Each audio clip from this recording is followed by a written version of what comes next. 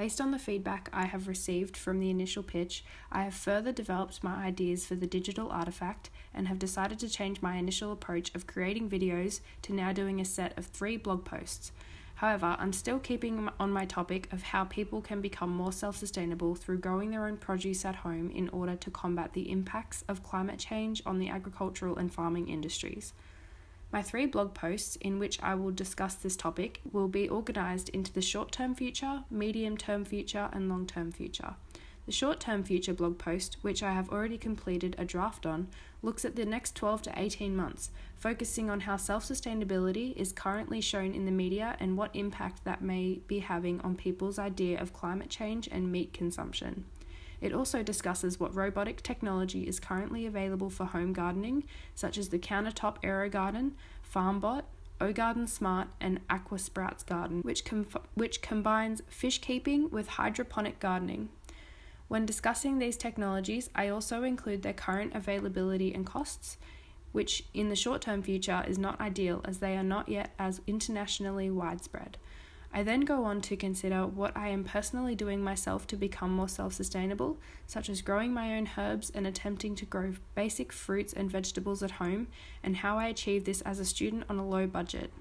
Out of interest, I have also started a Facebook and Twitter poll, in which I have asked my friends and followers if they believe growing food in the home is practical, to which I have received a terrific response on both platforms. I discuss this in the blog post, as well as some research I have undertaken on the costs of maintaining an in-home garden of staple fruits, veggies, and herbs. My second post, about the medium-term future, looks at self-sustainability 5 to 10 years from now, and how important it may be in the face of climate change. Will we see the beginning of a shift in consumption of staples from meat to vegetables? According to the Australian Government Agricultural Statistics, on average, Australians are currently consuming around 100 kilograms of meat per year, around the same as the United States. This is something that I plan to explore further in my second blog post, as well as raising awareness of climate change and drought, and discussing in depth their impacts to the agriculture industry.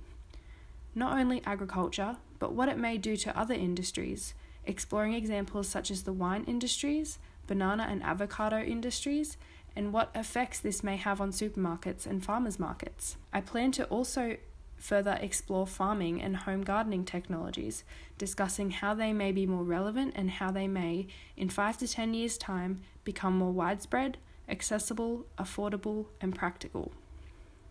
My third post, which looks at the long-term future, will focus on speculating what the agriculture and farming industries may look like 50 years from now.